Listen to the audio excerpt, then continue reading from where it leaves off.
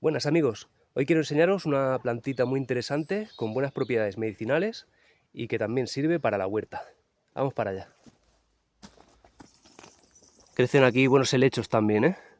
Esto en la prehistoria tenía que ser una pasada. Helechos como estos tenían que ser gigantes. Y la planta que os quiero enseñar, pues aquí la tenemos. Mirad, esta es precisamente la planta en cuestión de la que quería hablaros. Esta es la cola de caballo. Ahora os explicaré en detalle todo acerca de esta planta. Aquí podéis ver un pequeño brote más joven que está en crecimiento. A esta planta se la conoce también como Equisetum arvense. La cola de caballo es una planta perenne que se encuentra comúnmente en áreas húmedas y pantanosas, como esta. Es una planta que suele encontrarse en zonas muy húmedas, como son las riberas de los ríos y zonas pantanosas. Le gusta mucho el agua y le gusta también la tierra ligeramente ácida. Se puede encontrar en todos los continentes del mundo, tanto Europa, África, Asia o el continente americano, incluso en Oceanía. Es una de las plantas más antiguas del planeta. Es una planta que, ya os digo, convivió con los dinosaurios hace millones de años. Y había variedades de estas plantas que eran grandes como árboles, de hasta 30 metros de altura. ¿Os lo imagináis? El tallo de esta planta es hueco y de él crecen estas hojas en forma de pelitos que le dan el aspecto de la cola de un caballo, y de ahí viene su nombre. Esta planta ha sido ampliamente utilizada en la antigüedad. La utilizaban en medicina tradicional china ya hace miles de años. También la utilizaban los griegos y los romanos por sus propiedades medicinales. Sirve para el cuidado de la piel, para fortalecer las uñas y el pelo, y sirve también para fortalecer los huesos, por su alto contenido en sílice, en magnesio y en calcio. Esta planta es rica en vitamina C y también en vitamina E. Es rica también en potasio, con lo cual pueden prepararse fertilizantes con ella. Se pueden encontrar en el mercado productos derivados de esta planta, como pueden ser extractos, champús o tés.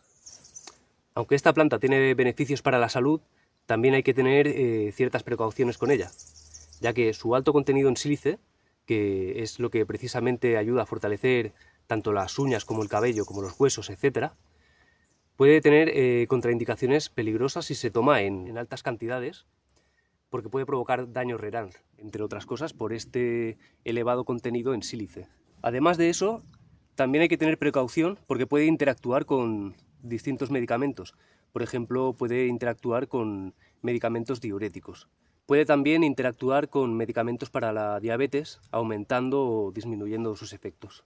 Además de esto, algunas variedades pueden ser tóxicas, así que hay que tener cuidado y hay que asegurarse de que la planta que vamos a utilizar es la adecuada. Además de eso, hay que tener en cuenta también que esta planta tiene un componente que se llama tiaminasa.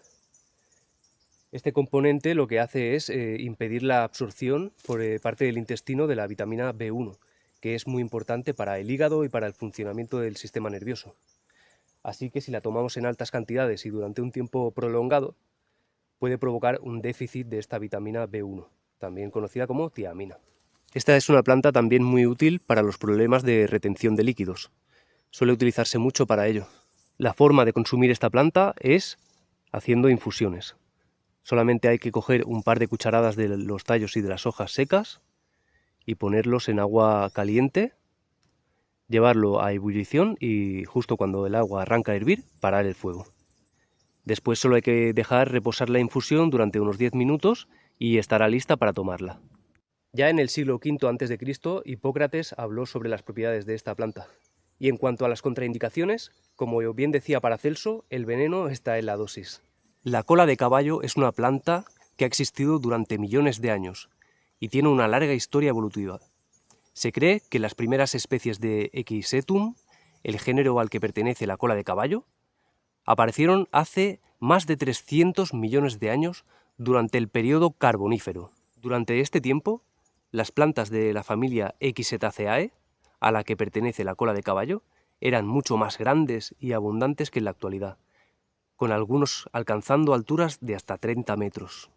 Estas antiguas plantas, conocidas como árboles de cola de caballo o árboles gigantes de cola de caballo, coexistieron con los dinosaurios durante el Mesozoico.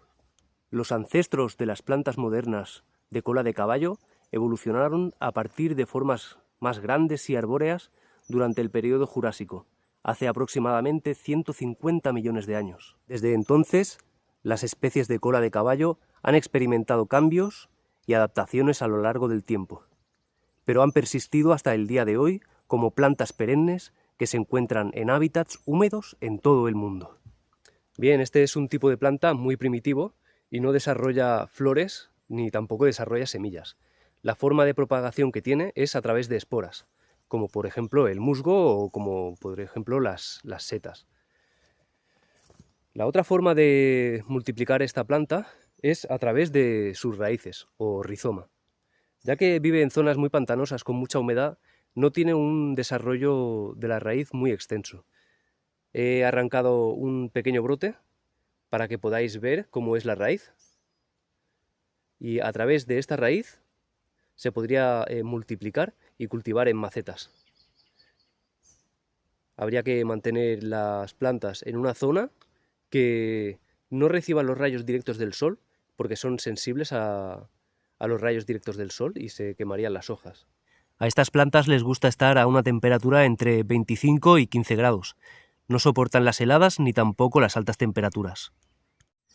Si se las cultiva en macetas, la tierra debe estar siempre húmeda, aunque no demasiado encharcada.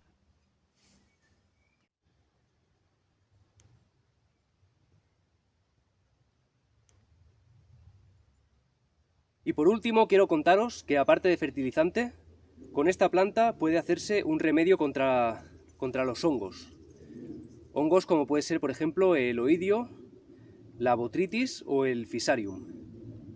Solamente habrá que coger aproximadamente medio kilo de hojas y de tallos de esta planta en seco, ponerlos en una olla con 1 litro de agua, llevarlo a ebullición y después dejarlo cocer a fuego lento durante unos 30 minutos. Después simplemente habrá que colar el agua, dejarla enfriar y se podrá aplicar a las plantas mediante uso foliar o en el riego también, para los hongos de la tierra. Habrá que aplicar el remedio una vez a la semana como preventivo. Y si los hongos ya están extendidos sobre las plantas, entonces simplemente habrá que aumentar la dosis a 2 veces por semana, no para curar la plaga, pero sí para controlar el crecimiento y ralentizar el progreso de los hongos. Y eso es todo, amigos. Ya hemos echado un ratillo. Nos vamos viendo.